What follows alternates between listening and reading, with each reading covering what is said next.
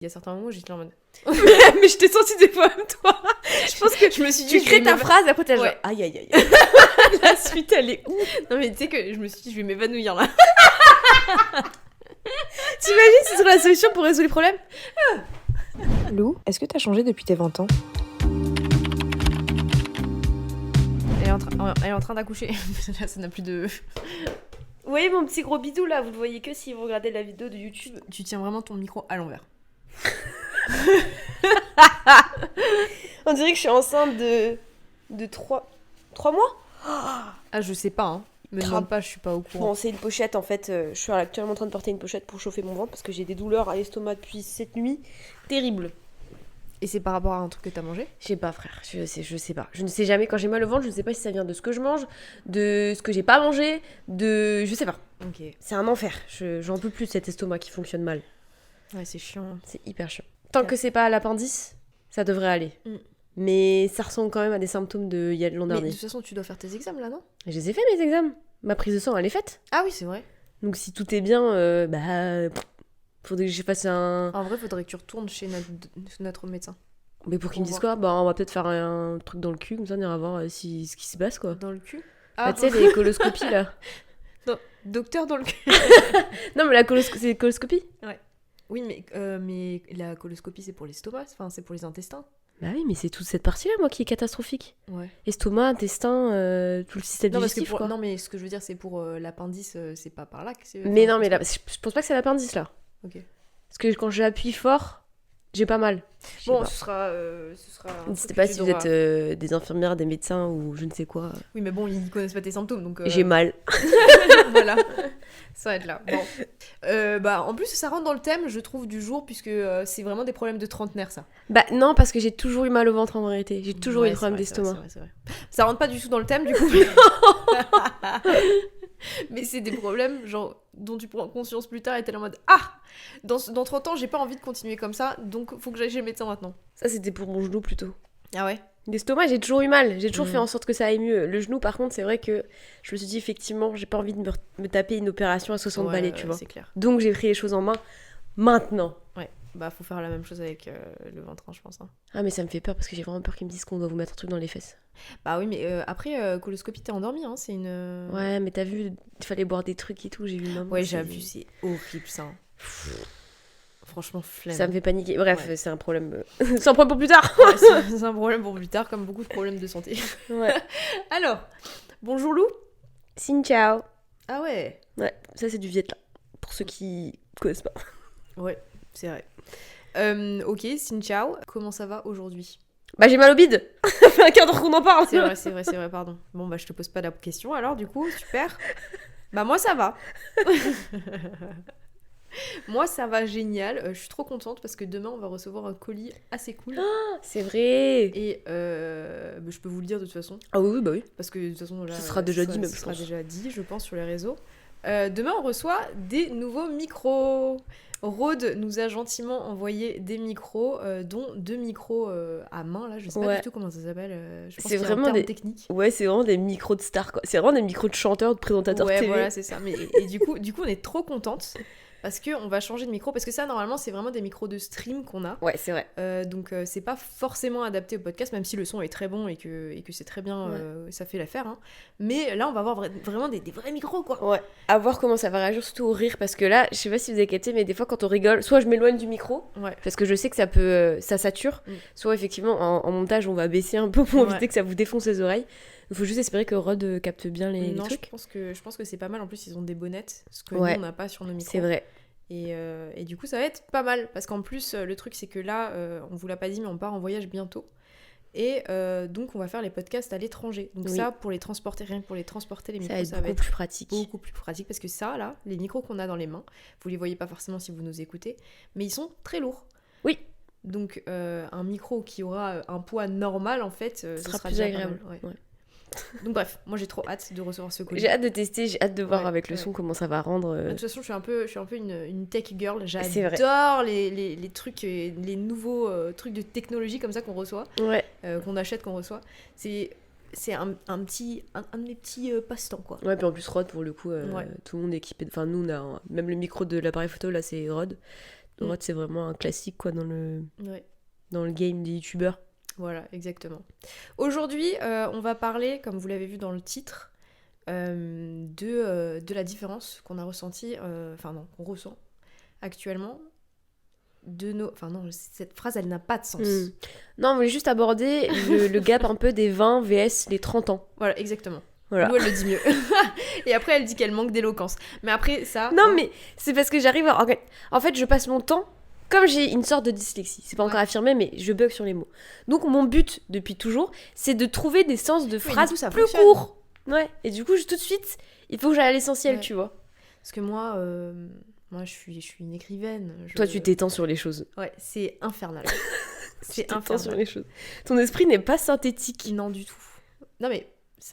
Synthétique, ouais. Non, synthétique, c'est la matière synthétique. Ouais, la matière synthétique.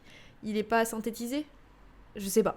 Bon. Je sais pas. Bref. Vous avez compris. Ouais, je suis pas organisée dans ma tête. Comme à l'extérieur de ma tête, d'ailleurs, rien n'est organisé chez moi. Avant tout ça, abonnez-vous à cette chaîne si vous nous regardez sur YouTube. Et vous pouvez également vous abonner sur les plateformes d'écoute, c'est-à-dire Spotify, Apple Podcasts et Deezer. Et encore, il y en a plein d'autres, vous le savez. Voilà, c'est chose dite, vous êtes toujours aussi nombreux, merci beaucoup. Et puis voilà, vas-y Lou, lance-toi. Alors tu vois, moi c'est intéressant parce que j'ai quand même un petit peu réfléchi juste avant de... Moi absolument pas, tu vois. Ouais, je me doute. je me doutais. Après je travaillais avant, donc... En fait, ce que je trouve intéressant déjà, parce que déjà moi, en vrai, j'ai 28 ans. Ouais, j'ai pas encore 30 ans. C'est vrai. Toi t'as 31, tu vas sur tes 32. Moi je vais sur mes 29. Donc, je fais toujours partie de la vingtaine, toi non. Ouais. Déjà, on installe le décor. C'est vrai que je suis quand même plus proche de la trentaine aujourd'hui que de mes 25, ce qui est une grosse dinguerie pour moi. Après, il y a eu un trou avec le Covid et tout, genre, je trouve qu'il y a des années qu'on nous a un peu volé, tu sais, quelque part. Ouais, je mets des très grands guillemets dans le volet. Et je me suis dit, c'est vrai que par contre, de mes 20 à mes 25 ans, j'ai vraiment le sentiment que tu grandis énormément. Ouais, de ouf. Que tu grandis, que tu apprends beaucoup de choses, que ton lobe frontal commence vraiment à s'installer, tu vois. Ouais. Que ça soit sur plein de choses, hein. Sur ce que tu as envie de faire dans la vie, ce que tu n'as pas envie de faire dans la vie, en l'occurrence, beaucoup plus d'ailleurs, sur tes avis, des avis par rapport à d'autres gens, à un avis politique, à plein de choses. Je trouve que tes 20 à 25 ans, il y a une construction folle qui se fait, il y a une vraie différence, tu vois. Ouais. Tu me prends moi à mes 20 ans, moi à mes 25, je suis pas du tout la même personne. Mais sur rien. Genre que ce soit l'esprit, enfin, j'ai quand même des similitudes, mais l'esprit n'est pas le même, le physique n'est pas le même, la façon de parler n'est pas la même. Je trouve que là, le changement, il est drastique, tu vois. Alors que de mes 25 jusqu'ici, mes 28, ça fait que 3 ans de différence. Oui, c'est ça, 3 ans de différence. Calcul simple, mais il fallait que je le fasse quand même. Bah, je trouve que la différence, elle est pas si flagrante, tu vois. Ok. Donc, après, c'est que 3 ans, il faudra que je revoie mes 30 ans, justement. Ouais. Et la question que je posais à toi, par exemple, c'est de tes 25 à tes 30 ans, est-ce que t'as senti, genre, une huge différence, autant que celle de tes 20 à tes 25 ? Enfin, déjà, est-ce que t'as le même ressenti que moi ou pas, déjà ? Non, bah alors déjà, moi, comme j'ai 25 ans, en fait, Lou, elle s'est trompée. moi, je reste à mes 25 ans, en fait. Je trouve que c'est un très bel âge. Oui, c'est un très, très bel âge. Non, en vrai, oui, je trouve que t'as totalement raison. Je pense que, vraiment, tu vois, pour moi, j'ai toujours 27 ans, je crois. Je pense que je suis restée à cet âge-là, en tout cas, enfin, genre dans ma tête, hein, t'as vu, je vais pas dire aux gens que j'ai 27 ans. Je suis très fière, d'ailleurs, de dire que j'ai 31 ans, et les gens me regardent « Oh, t'as 31 ans !» Ça me fait très plaisir. Maintenant, ça me fait très plaisir. Mais c'est vrai que dans ma tête, ouais, je suis un peu restée à mes 26-27 ans. Je pense que j'ai pas trop évolué, enfin plus trop évolué en tout cas, depuis ce temps-là. Et quand je repense mais vraiment à mon début de vingtaine, j'ai la sensation qu'à l'époque, j'étais un enfant, quoi. Vraiment. Dans ma façon d'agir, tu vois, dans la façon de gérer mes émotions, rien que ça. Les questions que je me posais à l'époque, je pense qu'à l'époque je faisais quand même un peu d'anxiété quand même par rapport à l'avenir, tout ça, tu vois, ça a évolué dans le bon sens pour moi, et ouais, il y a une grosse différence moi je partirais du principe que 18-25 ans, tu vois, c'est le moment où tu grandis le plus, le moment où tu quittes le lycée. Il est hyper important aussi ce moment-là, et donc t'as 18-19 ans, tu vois, à ce moment-là, et c'est un moment hyper charnier pour toi, où il y a beaucoup de changements d'un coup, et c'est un peu un choc aussi. Moi, je trouve que c'est comme un peu une seconde adolescence, tu vois. Oui, aussi. Presque. En fait, tu te redécouvres dans le sens où, sur le papier, t'es majeur, donc pour toi, t'es là en mode let's go, je vais pouvoir faire tout ce que j'ai envie de faire, tu vois. Mais au final, ça change pas tant que ça de ta vie de tous les jours, et au final, tu te rends compte, en grandissant, en vieillissant, et en ayant l'âge qu'on a aujourd'hui, ou même un peu plus jeune, qu'à 18 ans, t'es pas majeur, t'es majeur sur le papier, ok, mais t'es pas adulte, tu vois. Mais je crois que le ressenti d'adulte, de toute façon, tu le ressens jamais vraiment. C'est presque un autre sujet, tu vois. Mais en fait, tu vois, c'est à ce moment-là, je pense que c'est vraiment au moment où tu te rends compte que tu ne seras jamais adulte, vraiment, que tu sais que t'as grandi. Ouais. Parce que à 18 ans, t'as toujours cette impression de... Quand je serai... Enfin, genre, avant 18 ans, t'as toujours cette impression de...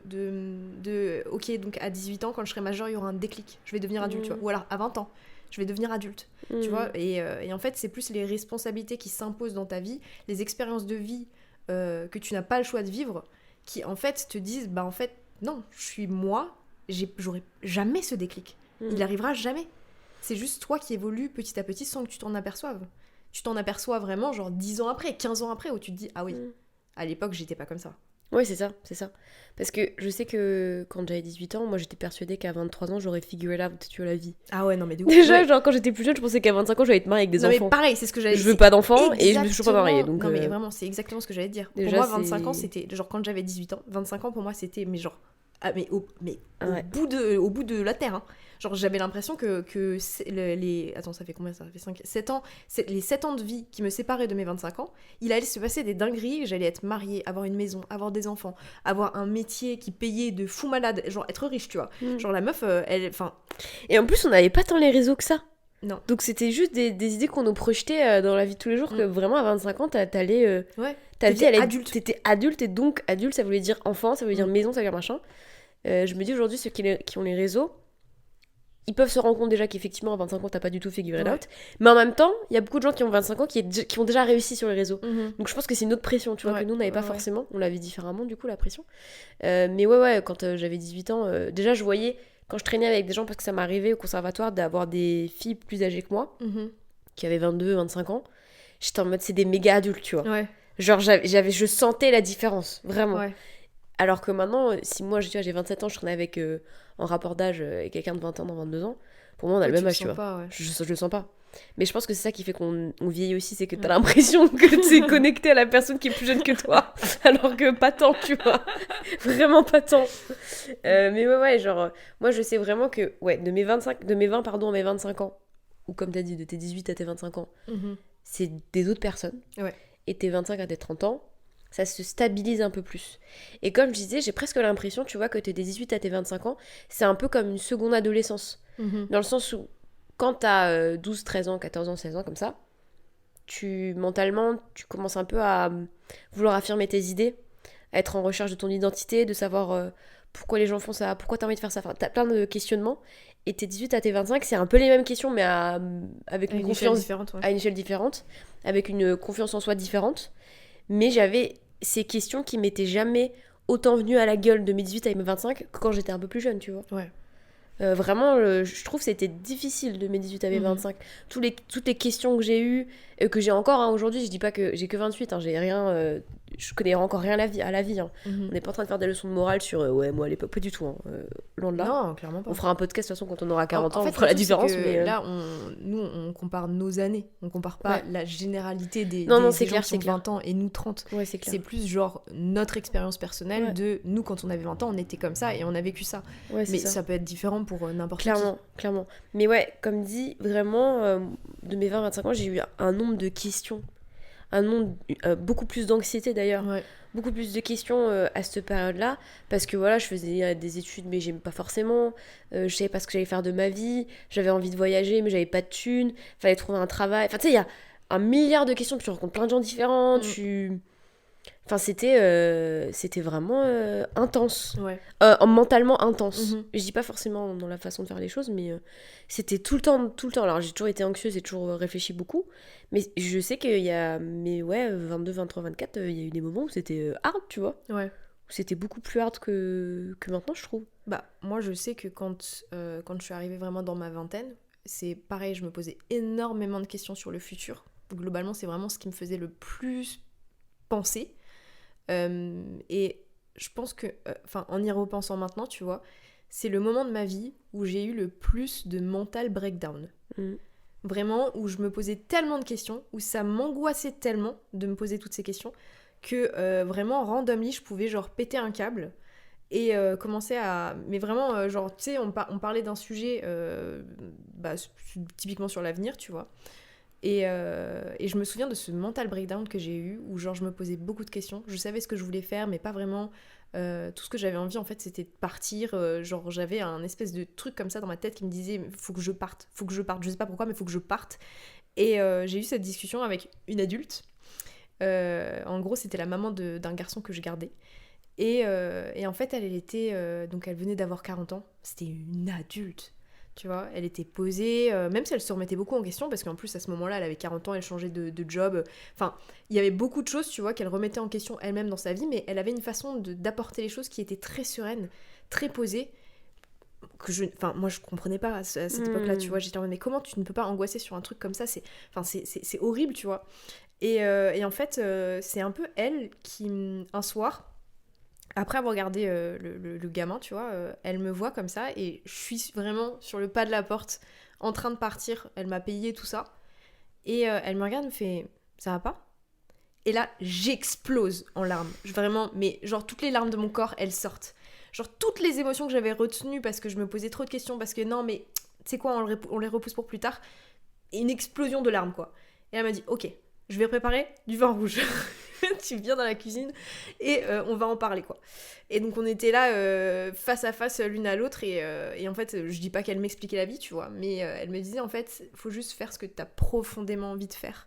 Genre tes réponses tu les auras, c'est sûr. Peut-être pas maintenant, peut-être pas dans l'instant, mais plus tard tu les auras et tu sauras si t'as fait les bons choix ou pas. Et même si t'as pas fait les bons choix, c'est pas grave.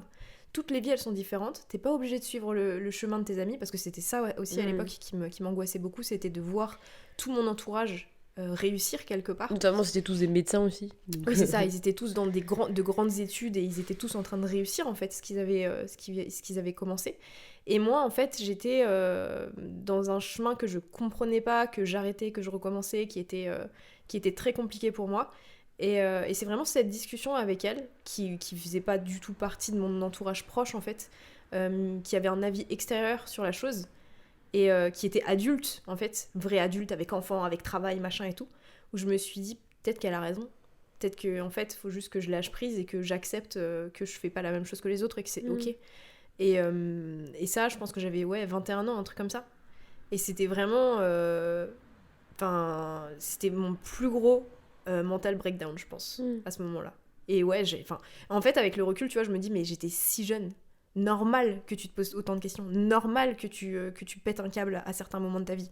En fait ta vie elle vient de commencer et je dis pas que genre ça y est 10 ans l'ont passé et que ma vie elle vient pas de commencer, genre j'ai encore beaucoup d'années devant moi. Mais je pense qu'on aura toujours cette bienveillance envers nous-mêmes, c'est-à-dire que quand nous on aura 40 ans on se dira bah tu vois moi quand j'avais 27 ans enfin t'as de la bienveillance envers toi-même, genre évidemment qu'à 27 ans t'as pas figuré là où tu vois ça, c'est impossible tu vois. Je pense qu'on aura toujours ce côté-là, même quand on a 70 on dira à nos 50 ans mais normal t'as vécu 50 ans, t'étais hyper jeune tu vois. Je pense qu'il y aura toujours ce recul-là, on aura toujours cette bienveillance envers la personne plus jeune qu'on a été, tu vois, parce que oui on sait pas encore en vrai, on sait rien de la vie tu vois. Là on fait un truc, au moins on kiffe. On verra où ça nous mène, tu vois, mais au moins on apprécie, on est plus à l'aise là-dessus, en tout cas, on se pose moins de questions. Ouais, c'est ça. Même si, bon, l'avenir est toujours un peu flou, mais... Non, mais moi, c'est ça que je trouve dingue.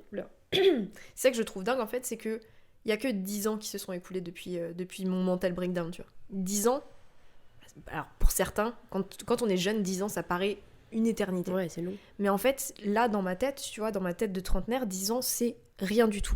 10 ans, ça passe en une seconde.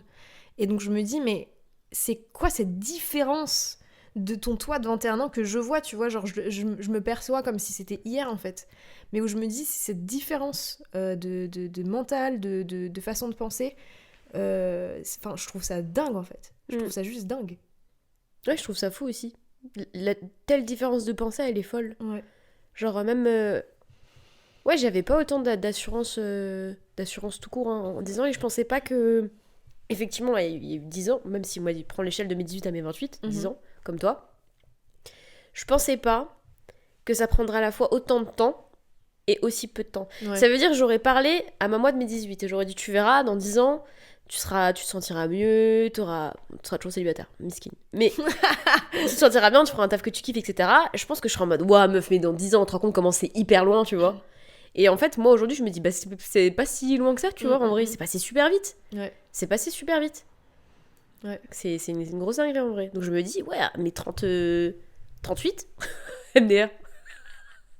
C'est terrible de mourir à 38 ans. Putain, genre. arrête, dans 10 ans, j'en aurai 41, quoi. C'est une dinguerie, frère. Ouais, c'est ouf. C'est vraiment ouf, et en même temps, genre... En fait, on va devenir nos parents, clairement. Ouais. Parce que il y a une phrase que, genre, je pense tous les parents de cette planète prononcent un jour dans leur vie. Et c'est « Tu verras, le temps passe vite. » Ouais. Arrête de vouloir grandir trop vite. Ouais. Et c'est si vrai. Et en fait, ça, tu te rends compte de la véracité, en fait, des propos de tes parents, que quand vraiment tu atteins un certain âge et tu te dis « Waouh, c'est passé vite. Ils avaient raison. Ils avaient grave raison. » T'as toujours envie de grandir vite, surtout entre tes 0 et tes 18 ans. En fait, t'as envie que tout aille vite. Bah t'as envie de plus de liberté. Moi je sais Ouais. que c'est ça que je voulais quand j'étais petite.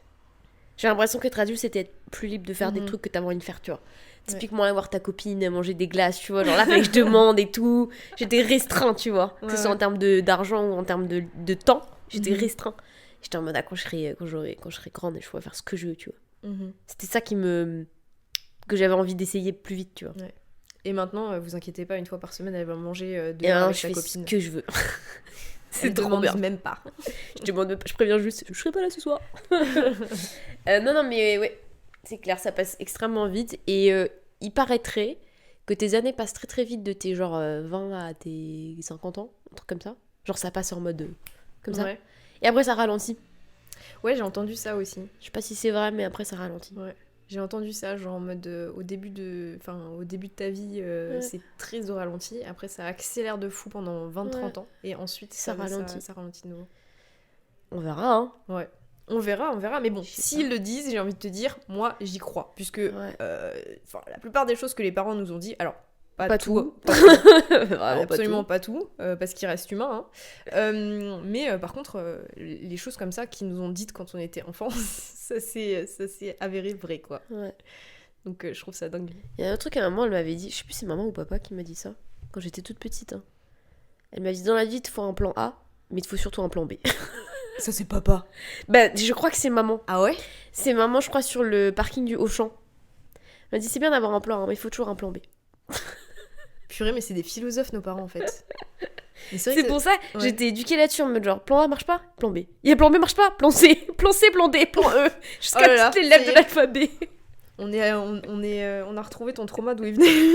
Mais c'est de maman, ça, enfin, le côté très organisé, très économe, très anticipation. Ouais. C'est maman, hein, Ouais. clairement. Toi, t'as chopé le truc de papa, moi j'ai trouvé le truc de maman. Moi, j'ai chopé tout le physique de maman, mais par contre, j'ai le caractère de papa. Ouais, Sur moi beaucoup c'est de points. l'inverse. Et toi, c'est l'inverse. Toi, tu ressembles à notre daron, mais par contre, t'as pris tout de maman, quoi. Ouais, c'est ça. Pas tout, parce que du coup, t'as un peu le caractère ronchon de maman, pour le coup. Enfin, pas ronchon, mais j'irais plus. Je pars en. Voilà. Comment on dit Ouais, je démarre vite, quoi. Au quart du tour. Ouais, je démarre au quart de cours. Au quart de cours. Et moi, plus le caractère calme de papa, mais qui peut péter un câble. Oui, mais tu t'énerves pas comme papa. Non, papa, il fait très peur. Papa, il fait peur. Mais je crois que ça, c'est tous les darons. Mais je crois que c'est tous les darons. Je crois que c'est un trait de daron. Ouais. Mais oui, non, c'est vrai. Mais après, je trouve que justement, tu vois, quand on continue à parler de l'évolution de sa personnalité et tout, c'est vrai que quand j'étais plus jeune, je m'énervais, mais au quart de tour. Quand je vous dis au quart de tour, c'était vraiment insupportable. Je pense que vraiment, c'était... Moi, ado, je pense que je me serais pas supportée. Je pense que je me supportais pas, d'ailleurs. C'est pour ça que je m'énervais tout le temps. Ouais, peut-être pour ça, ouais. Peut-être que j'étais en crise avec moi-même. Mais avec le temps, et surtout, je pense avec Kyungyu, avec toi, avec mes amis et tout, je trouve que ce trait de caractère, chez moi, je dis pas qu'il a complètement disparu, mais par contre, j'ai réussi quand même à le diminuer au max. Ouais, je pense que tu t'énerves moins, tout court. Genre, je m'énerve toujours. Oui, bien sûr. Bah, après, c'est normal, hein, ça fait partie des émotions humaines, hein, mais oui, j'ai peut-être l'impression que tu t'énerves moins. En fait, je pense qu'à l'époque, je m'énervais parce que j'étais susceptible, tu vois. Peut-être très vite frustrée aussi, ouais, ça doit être j'avais peut-être une ça. frustration et de la susceptibilité, tu vois, qui arrivait très très rapidement quand on me disait quelque chose que je n'aimais pas. Et du coup, je partais au quart de tour. Maintenant, j'accepte beaucoup plus de choses. Mais ça pouvait être sur n'importe quoi, en fait. C'était pas forcément par rapport à moi. Donc, en fait, je partais vraiment sur tout. Et là, franchement, je trouve que je m'énerve beaucoup, beaucoup moins. Ouais, je trouve aussi. En tout cas, moins vite, tu vois. Ouais, c'est quoi, même en y réfléchissant, je sais même pas, tu vois. Enfin, genre en mode, je le relève pas. Toi, ces derniers jours, par exemple, j'ai pas d'exemple, tu vois. Du coup, oui, effectivement, je pense que tu t'énerves moins. En fait, je pense que je râle beaucoup, mais je m'énerve pas. Non, il y a un truc que tu fais par contre qui m'énerve, c'est que quand il y a un problème, je vais te trouver une solution, tu vas me dire non. Je vais trouver une solution, non. Je vais trouver une solution, non. Tu vas me dire non mais il y a ça, non mais il y a ça, non mais il y a ça, non mais il y a ça. Je suis en mode, en fait, tu veux pas de solution en fait. On parle de nos 20 à nos 30 ans ou on parle de mes problèmes? On parle de mes défauts? Pas de question, je change de thème. Non mais parce que ça m'a fait penser à ça. J'y ai encore pensé, c'est quand? Hier? Mais je sais plus pourquoi. J'aurais dû noter l'exemple. Ah oui, bah comment ça? Mais je te le ferai notifier. Non, c'est pas un défaut, c'est dans ton cerveau en fait. Ouais. Tu veux pas accepter mon aide. Mais je crois que j'accepte l'aide de personne par contre, parce que c'est vraiment pas que toi. Genre Yongyu quand il essaye de me trouver alors quelque que pour moi c'est logique quoi. Là, bah, on fait ça. Non, ça va pas, il y a ça. Bah, je comprends pas là. Bah, non ça. Mais je capte non, ce que tu veux dire. Je suis là mais je comprends pas là. Non, je capte ce que tu veux dire. Mais ça c'est parce que je pense que sur le moment je suis frustrée de la situation. Et en fait j'ai pas besoin de solution. Genre faut juste faut juste me laisser râler. Et ça m'énerve de fou genre. Ouais bah tu peux me call out dessus hein. Mais j'y penserai la prochaine fois. Tu vois là, tu veux pas écouter. Oui, non, je ferai ça la prochaine fois. Après tu peux hein, parce que je pense que je m'en rends pas compte. Ouais, non, bah oui, clairement. Mais moi je me suis rendu compte ces derniers mois, c'est fou, je veux jamais. Non mais effectivement, genre je pense que t'as totalement raison, mais le truc c'est que c'est vraiment pas que par rapport à toi. Je pense que vraiment je n'accepte pas les solutions des autres. En fait, je pense que j'ai aussi ce truc de j'ai toujours envie de m'en sortir seule. Donc j'ai envie de râler, tu vois, mais j'ai envie de m'en sortir seule et du coup, c'est pas à toi de me donner une solution. Tu vois que c'est pour ça que des fois je pars, genre je suis en mode oh bon. Et je pars. Bah en vrai, et après, généralement, quand je reviens, t'as trouvé la solution. Bon. Non, mais oui, parce que le truc aussi, c'est que je monte vite en pression, mais par contre, je redescends hyper vite aussi. Tu me laisses 10 minutes et c'est bon. Moi, je monte très lentement en pression et je mets très lentement à redescendre. Mais moi, je préfère moi. Moi, j'ai plus de patience dans plein de choses. Mais c'est vrai qu'une fois que je suis atteint la limite, et bah, pour redescendre. Ça met tout autant de temps, quoi. Ouais. C'est terrible. Mais sur plein de choses, hein. Ça peut être sur l'aspect technologique, tu vois. Ou d'aspect relationnel. Non, justement, j'ai l'impression que il y a certains points sur lesquels t'es pas du tout patiente. C'est-à-dire Là, par exemple... non, je rigole. Non, mais par exemple, tu vas être patiente sur plein d'aspects des choses, mais justement, tu vois, quand tu vas être sur l'ordi, par exemple, sur les montages et trucs comme ça, t'es pas du tout patiente. Genre, s'il y a un truc qui fonctionne pas et que tu sais pas comment faire, au lieu de chercher la solution, tu vas me dire Maëlyn, ça marche pas. Bah, parce que j'ai cherché la solution, mais elle est pas venue assez vite. Donc, je t'appelle mais je sais que tu vas avoir la solution. C'est une question de flemme. C'est-à-dire, genre, pourquoi moi, je vais me faire chier à chercher une info que je sais que toi, tu possèdes. Donc, autant te demander directement. Quand je suis face à un problème technologique, par contre, là, je me dis à quoi bon chercher le problème, je ne vais pas le trouver. Donc, je vais give up et je vais laisser Maï le faire. Ouais, bah tu voilà. Non, mais c'est une logique que j'ai.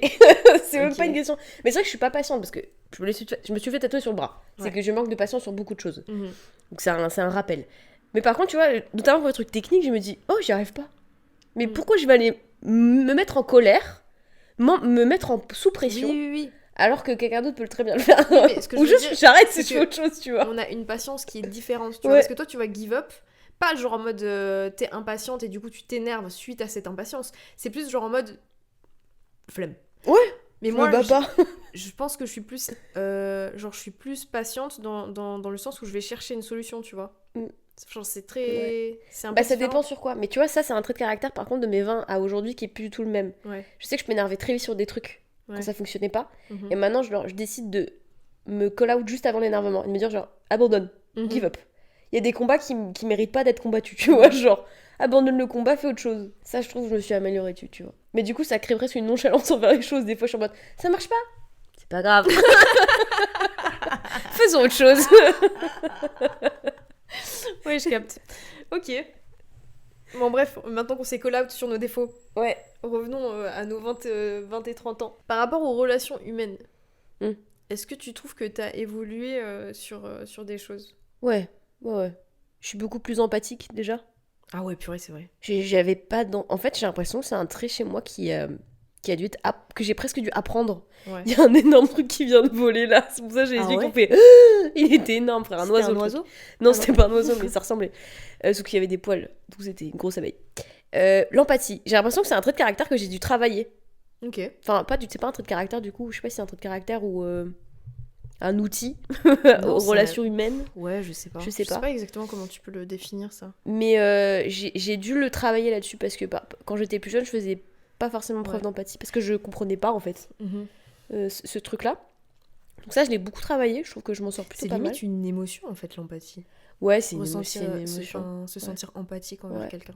Parce que j'ai pas l'impression que je me mettais pas à la place des autres. Parce que c'est souvent ça l'empathie. On compare souvent à se mettre à la place des autres. J'ai pas l'impression que je me mettais pas à la place des autres. C'est juste que peut-être que si alors ça me touchait pas. Ouais. Tu sais, genre ça me touchait pas. Genre tout simplement. Et c'est en grandissant, en parlant plus des émotions, des choses comme ça, que j'ai commencé à comprendre l'empathie et à comprendre à quel moment ça se plaçait chez moi aussi, parce que j'étais pas non plus apathique. Du coup, je crois que ça dit l'inverse de empathique, c'est apathique, je crois. Ah ouais? On en a parlé il y a pas longtemps avec Juliette, je crois que c'est apathique. Ok. Ouais, je crois, bref. Donc ça, je trouve que c'est un truc qui s'est développé chez moi beaucoup. Et c'est presque ce que les gens, ils vont pas me dire « Ah Lou, t'es trop bien, t'es super empathique », pas du tout. Mais ils vont se sentir écoutés, tu vois, quand ils me parlent ou quand je leur parle, ils comprennent, enfin... Je sais pas, il y a un lien qui se fait facilement quand je discute avec des gens qui sont dans des situations, etc. J'ai l'impression que, en fait, ça va, tu vois, genre, ils captent... Enfin, ils sentent pas que je suis un peu à côté de la plaque. C'est ce que je veux dire, surtout. Moi, justement, je pense que mon empathie, elle a baissé. Non, vraiment. C'est pas que je m'en fous des gens, tu vois. Mais je pense que... un petit peu quand même. Non, mais je pense que j'étais beaucoup plus empathique en étant plus jeune que maintenant. Alors, je le suis toujours beaucoup, mais surtout avec les personnes qui sont proches, très très proches de moi. Mais c'est vrai que d'un point de vue genre extérieur, tu vois, sur les gens que je ne connais pas forcément, je vais avoir peut-être moins d'empathie qu'à l'époque. Alors je te dis pas, enfin genre, je vais pas m'en foutre de n'importe qui, tu vois, genre je vois quelqu'un en détresse, je vais pas me dire whatever. Non, c'est pas ça. C'est juste que je sais pas, je pense que je prends un peu plus de recul là-dessus, parce qu'à l'époque, je pense que j'avais beaucoup trop d'empathie. Et que quelque part, je pense que je me laissais impacter par les émotions des autres. Maintenant, j'essaye d'un peu réguler ça. Parce que je pense que c'est important aussi de savoir... bon. Alors, c'est bien d'être empathique. Toujours une question d'équilibre, hein, de toute façon, dans tout. Hein. C'est ça. Et je pense que moi, je l'étais trop. Toi, tu l'étais peut-être pas forcément assez. Mais ouais, j'ai trouvé un peu un équilibre avec ça. Et puis, le fait d'être de plus en plus introvertie avec le temps, hein, plus les années passent, plus je suis introvertie, je pense, ça m'aide aussi à me dire flemme en fait des gens, flemme des émotions des gens. Par contre, les animaux, non. Alors là, l'empathie, elle est à son maximum. Parce que c'est trop pur, un animal. Ouais. Non, mais après, je pense que si tu creuses en termes de nom d'émotion, peut-être que c'est pas forcément l'empathie non plus. Enfin, en vrai, je sais même pas trop quand elle joue mon empathie en vrai. Ton empathie. Mon empathie. C'est tout de ma gueule là. Je sais même pas quand est-ce qu'elle joue mon empathie en vrai. Est-ce que c'est quand ma pote elle va être mal et du coup je vais me sentir mal avec elle, tu vois, je vais vouloir la soigner entre guillemets, lui venir en aide. Est-ce que c'est de l'empathie ça? Bah oui, bien sûr. C'est ça l'empathie? L'empathie, c'est tu ressens un peu pas exactement, pas au même level, tu vois, mais tu ressens les émotions que l'autre est en train de ressentir. Ouais, okay. Genre par exemple, moi je vais être triste, tu vas être triste avec moi, tu vois. Pas forcément essayer de trouver des solutions et tout, mais en fait ressentir un peu les émotions que la personne en face de toi ressent. Ouais, ok. Tu vois. Et puis, ou alors, je sais pas, c'est un peu tricky parce que tu peux aussi ressentir de l'empathie, je sais pas, pour n'importe quoi à l'extérieur, tu vois. Genre, je sais pas, tu vois une scène qui est un peu triste, j'en sais rien de quoi, tu vois. Tu vas ressentir de l'empathie. Genre, tu connais pas la go, il y a une go dans le tram, elle pleure, tu vas ressentir de l'empathie pour elle. Alors, non, ça s'est beaucoup, beaucoup développé en grandissant.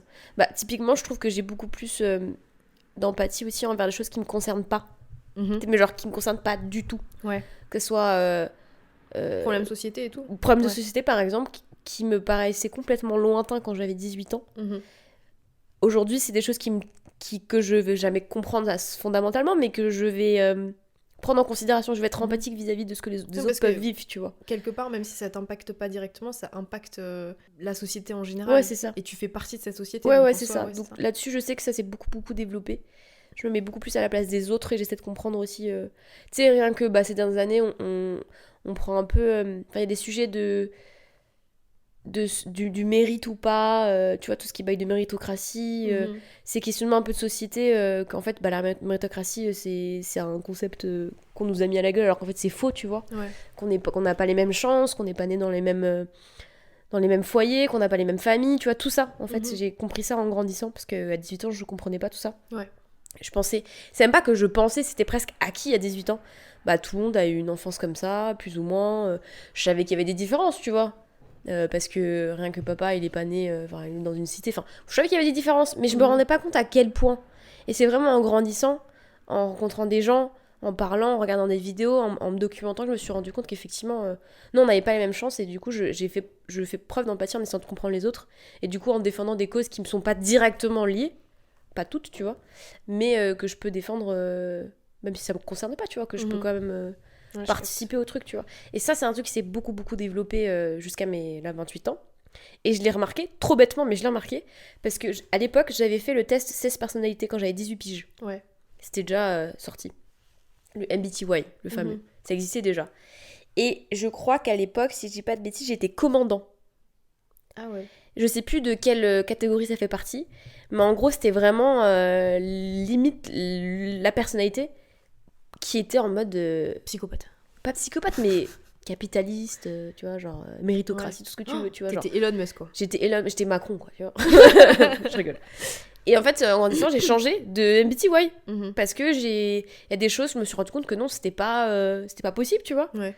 Avec ma propre réflexion que j'avais eue à un moment dans un des premiers épisodes de podcast où je disais, j'étais persuadée que quand tu travaillais, pendant longtemps j'étais persuadée de ça, que quand tu travaillais t'as forcément un résultat positif, que t'allais réussir.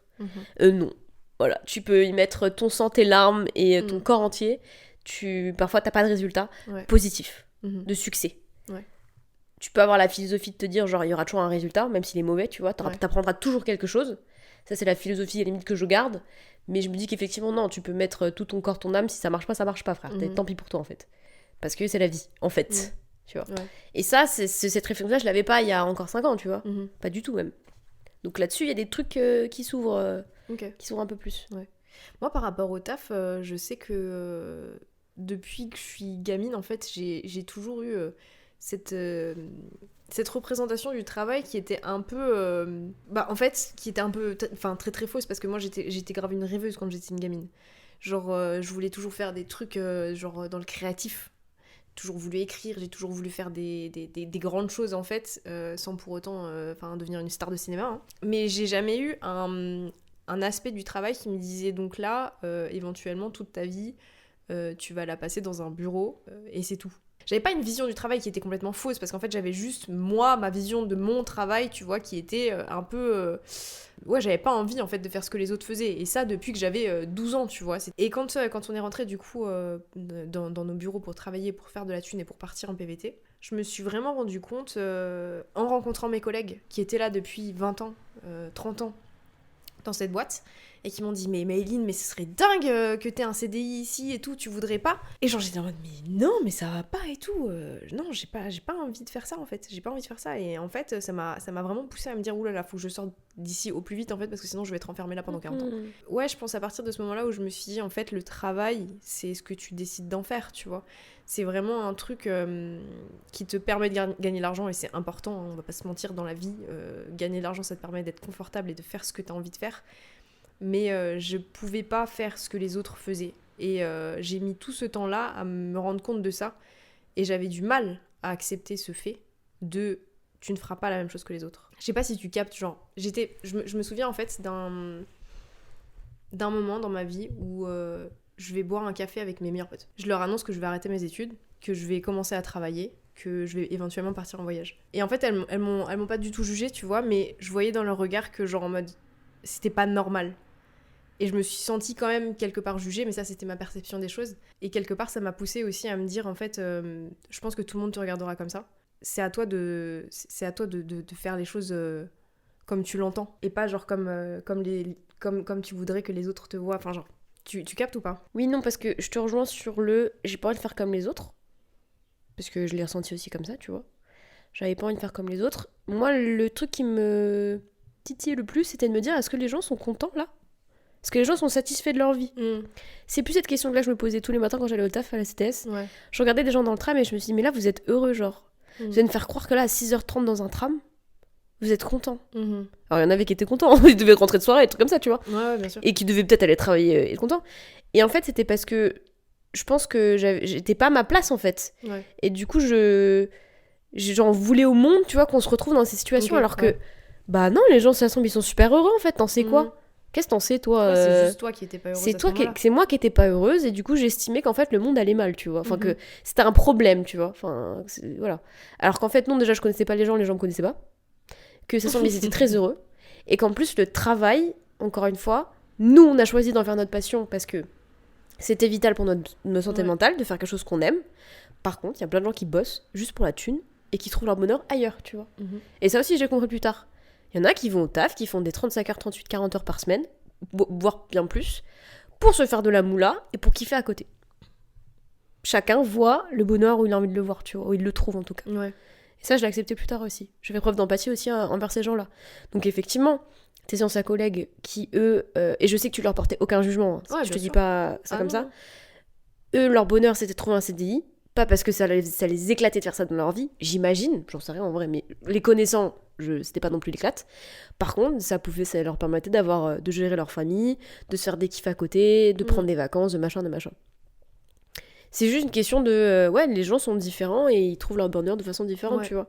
Ouais, mais tu vois, cette question de perception, je l'ai compris que beaucoup plus tard. Parce qu'à ce moment-là, pour moi, tu vois, c'était vraiment un problème général, tu vois. De genre, mais les gens comprennent pas, en fait. C'est pas censé être comme ça, le travail, tu vois. Oui, mais ça, c'est...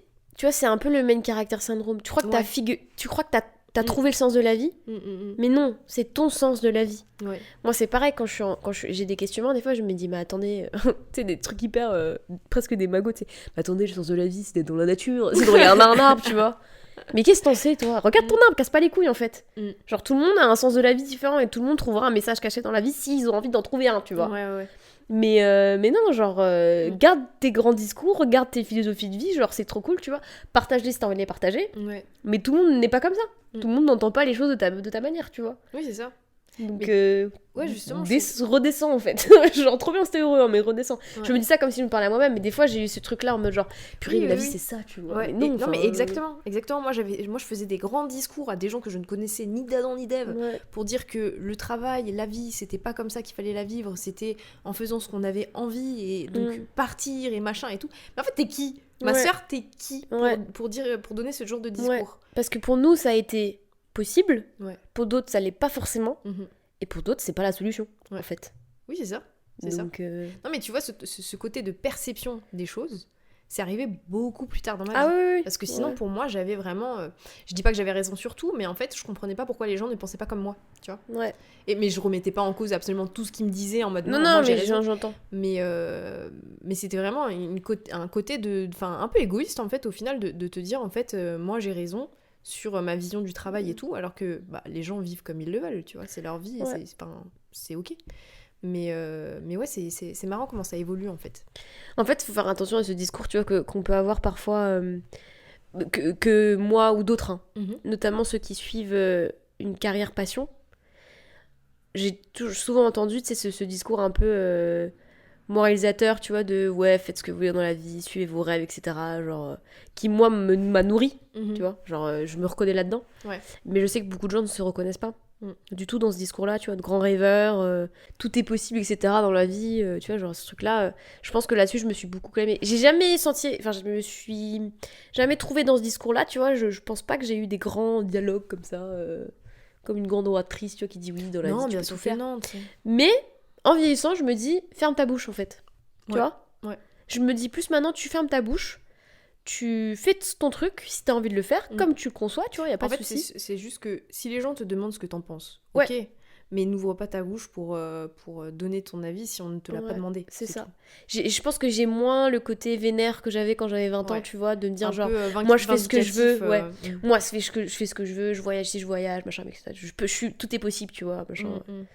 Là-dessus, je me suis calmée. En mode, t'as besoin de. Tu veux prouver à qui ? Ouais, c'est ça. Ouais. T'as qu'à toi-même, tu veux te prouver les choses, tu vois. Donc, tranquille, genre, t'as besoin de prouver à personne, en fait. Ouais, oui, non, mais je pense que t'as raison parce que j'en reviens au fait que tu t'as dit au début que c'était une deuxième adolescence. Et tu sais, dans ta première adolescence, du coup, t'es plus dans ce besoin de montrer à tes parents qu'ils ont tort. Ouais. Et dans ta deuxième adolescence, c'est vraiment au monde que t'as envie de montrer qu'ils ont tort. Ouais, c'est ça. Et donc, en fait, tu grandis dans cet aspect de non mais ce que je fais en fait c'est ce que je fais qui est important, c'est pas les autres et nanana, tu vois, t'es vraiment en tout cas dans nos adolescences à nous. Mais j'ai l'impression qu'effectivement on était aussi dans ce cercle de bon, maintenant que mes parents c'est plus un problème parce que je suis majeure, mais maintenant je vais montrer au monde qui je suis. Tu veux trop prouver au monde, tu vois.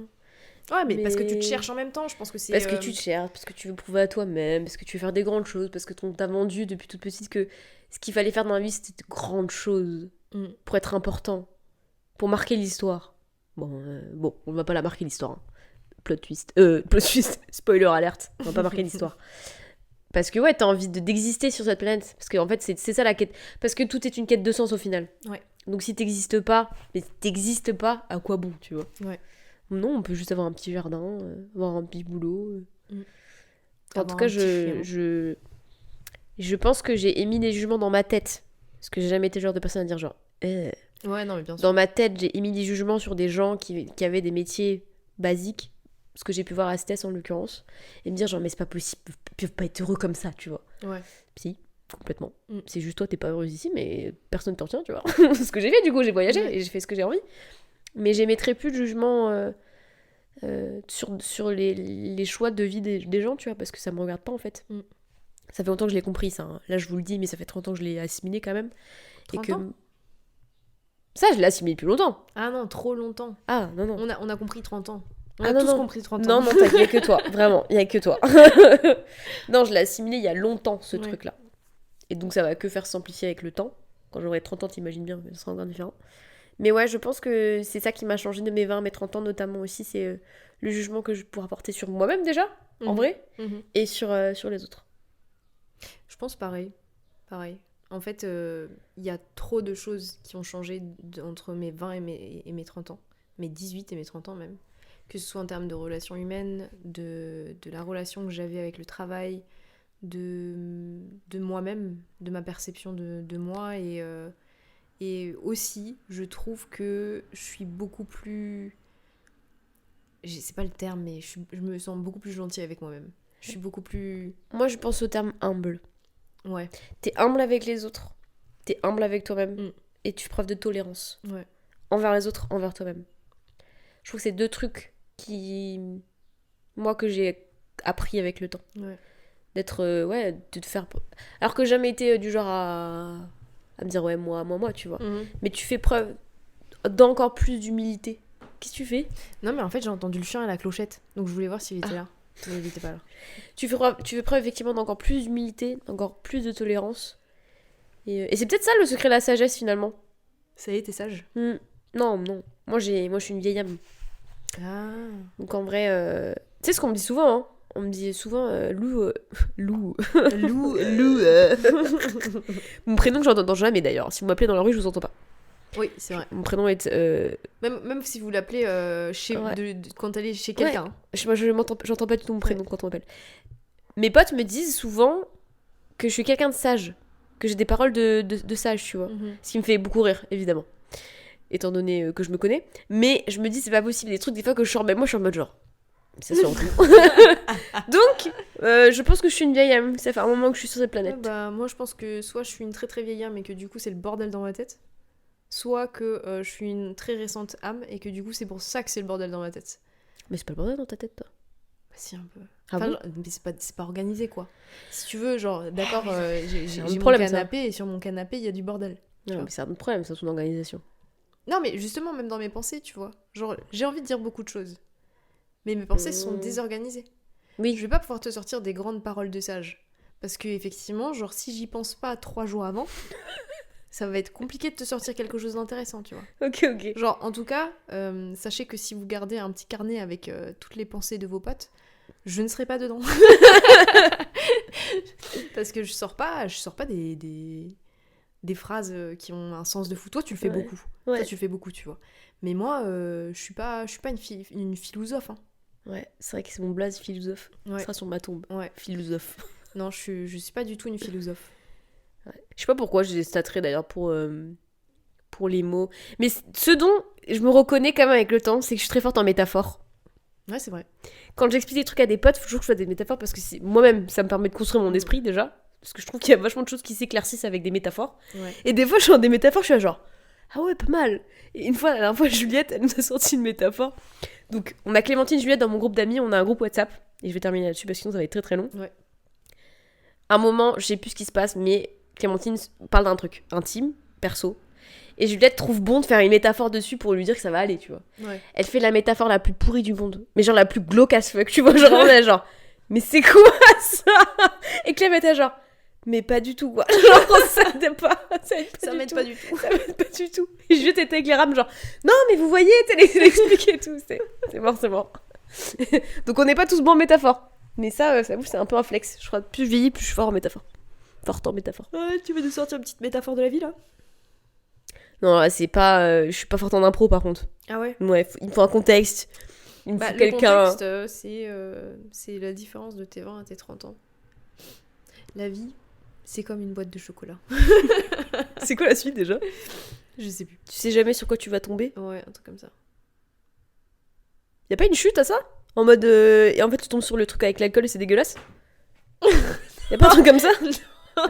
Attends, on va la chercher. On ne sait jamais sur quoi on va tomber. Mais bon, sur les boîtes, maintenant, tu les tournes et il y a toutes les descriptifs. Donc ça marche plus. Oui, bon, bah, c'était dans les années 90, quoi. 80-90. Forrest Gump, je sais plus quand c'est ça. Ah, c'est avant, je crois, même. Ah ouais, dans les années 90? Je sais plus. Mais arrête. On va passer au reco? Bah, je crois que tu voulais pas en faire. C'est pas que je veux pas en faire, c'est qu'on en a pas cette semaine. Parce que, si vous nous suivez aussi sur la chaîne YouTube Mail in Nous, on a sorti une vidéo littéralement de reco. Ouais. Donc là, pour cette semaine, je vous avoue qu'on est à sec. Ouais. T'as vraiment pas de reco? Frère, je te jure, je réfléchis. Ah si, je peux recommander un truc pour les mal d'estomac, la menthe poivrée. Ah ouais, pas mal. Voilà, c'est tout ce que je peux vous recommander. Vous mettez sur votre petit bidou là. Hop, ça chauffe comme ça et ça permet de décentrer un peu la douleur, ça vous fait penser à autre chose. À boire aussi quelques gouttes dans de l'eau et hop, gloup. Vous buvez ça et ça passe. Gloup. J'ai roté. T'as roté? Bon là, y a personne qui a entendu là. Je crois pas, mais il était interne genre. Ah ouais? Attends, je cherche. Si t'as pas, après c'est pas grave, hein, les gens t'en voudront pas, on a sorti une vidéo là-dessus. Hein. Oui, c'est vrai, allez regarder la vidéo YouTube parce que là, franchement, j'ai aucune idée. Ta reco, c'est quoi? Ah, c'est notre vidéo YouTube sur notre chaîne. Voilà. Mail in Nous. Elle est là, la reco, Voilà. en fait. Bah oui, tout ce temps à chercher pour ça. Donc voilà, merci de nous avoir écoutés. Alors, avec le recul et la conversation qu'on vient d'avoir, j'ai l'impression d'avoir été très brouillon dans cette vidéo. Je pense qu'elle est brouillon, mais en même temps, la vie de 20 à 30 ans, c'est très brouillon. Hein. J'ai cru que t'allais sortir un truc philosophe. Mais en même temps, la vie... Non, mais t'inquiète La pas. vie est brouillon. Le monde est brouillon. Non, mais c'est vrai. Nos pensées sont brouillons. Non, je parle pas forcément de toi. Hein. Toi, je trouve que t'as été assez logique dans ta façon de dérouler tes pensées. Moi, pas.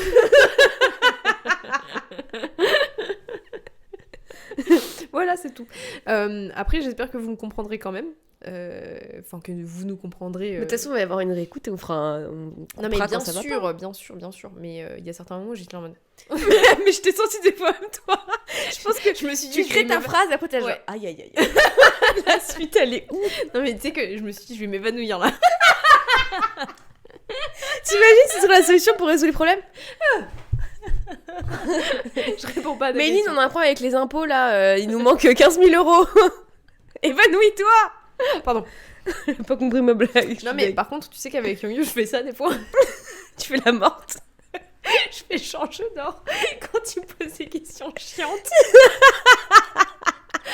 Et il me dit, je sais que tu dors pas. Et je suis genre... genre vraiment... C'est une solution tous aussi, les, hein. tous les problèmes, je les évite. Voilà. C'est une solution, c'est une philosophie de vie aussi. Bah oui. Non, donc voilà, c'était tout pour moi. En tout cas pour aujourd'hui. On se retrouve la semaine prochaine. La semaine prochaine, ce sera notre dernier podcast en France pendant un petit moment. Oui, c'est vrai. Et vous verrez du coup nos nouveaux micros. Et ça, j'ai trop hâte. Enfin, Ouais. vous verrez ou vous entendrez du coup nos nouveaux micros. J'ai trop hâte.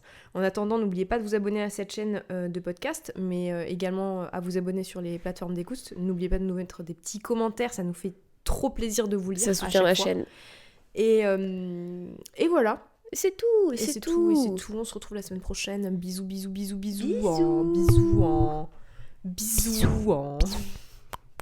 Ah là on a dit qu'on arrêtait ça. C'est affreux. C'est dégueulasse. C'est dégueu.